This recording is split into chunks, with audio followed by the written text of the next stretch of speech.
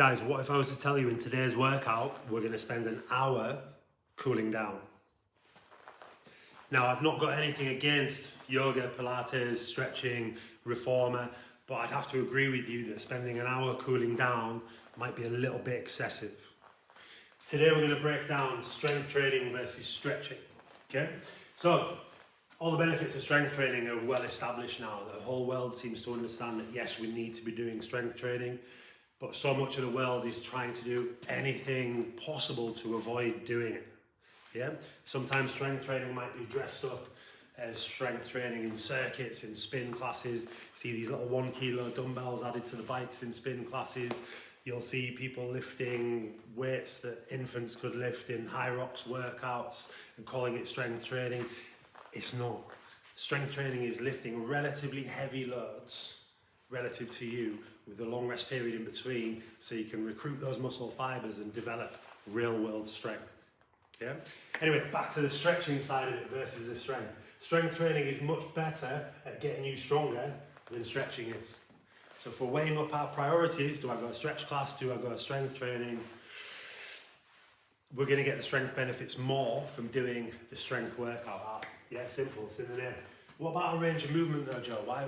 Range of movement's really important, and taking our body through full range of movement in a stretch class is going to improve the muscle tissue, improve the blood flow, improve how that muscle feels and performs. When you're working through full range of movement in strength training, you're doing exactly that, but with some loads, so you're getting stronger as well. And that 3-minute rest period you're having in between your sets, why can't we do some stretching in that 3-minute rest period instead of doing a kilometre run or something else that's not going to help us develop strength, which we've already well established as being one of the things that's really, really important we need to develop. Yet we're doing everything we can to sabotage those strength gains. We get a good range of movement through good strength training, through a good long RDL working through the hips, a deep bench press working through the shoulders.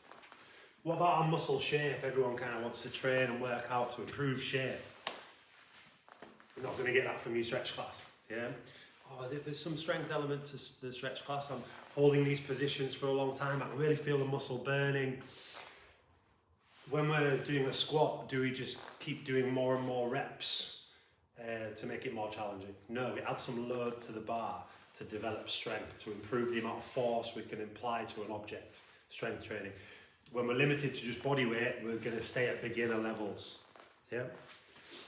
Sports, contact, it's obvious if we're stronger going into contact, then it's a huge advantage for us. What about non-contact? If you're in a running sport, someone's a similar level athlete to you, but you're putting more force into the ground quicker, then you're running faster than they are, you're going to improve. Yeah, you're going to get that a lot more from strength training versus your yoga, your Pilates, your reformers.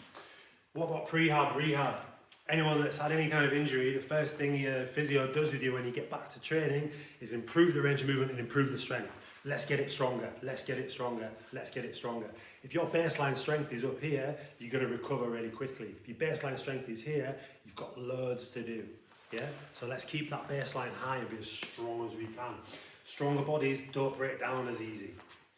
If you wanted a wardrobe to last you forever, you'd get a joiner to build you a bespoke wardrobe. Yeah, strength training. You wouldn't go to IKEA and get a real stretchy, bendy wardrobe and expect you to last. It's not gonna. Strength is the key factor there. Quality of life in your 70s. I train a lot of people in this category. No one gets to 70 without something falling apart. Yeah, you can choose to be falling apart and be strong, or you can choose to be falling apart and not be strong. Take the strength training option. You've got so many benefits in there. Yeah, this utopia of moving well and everything in your 70s kind of it's false. Yeah, let's be as strong as we can while all that's happening.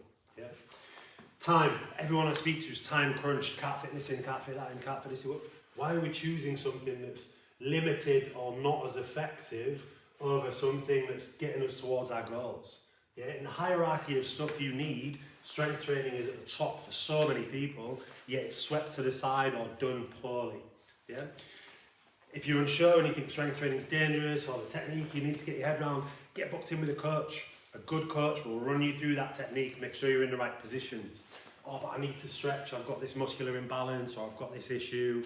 if you've got an issue, in the 3 minutes you're spending in between your lifts in strength training, you can actually dial in on that problem you've got, work on the range of movement, do some muscle tissue work, rather than spending 90 minutes in a yoga class where only 10 minutes of that is going to be relevant to the issue you've got. Why not grow about that 10 minutes of relevance in between your strength sets? So you're getting stronger and you're getting more mobile.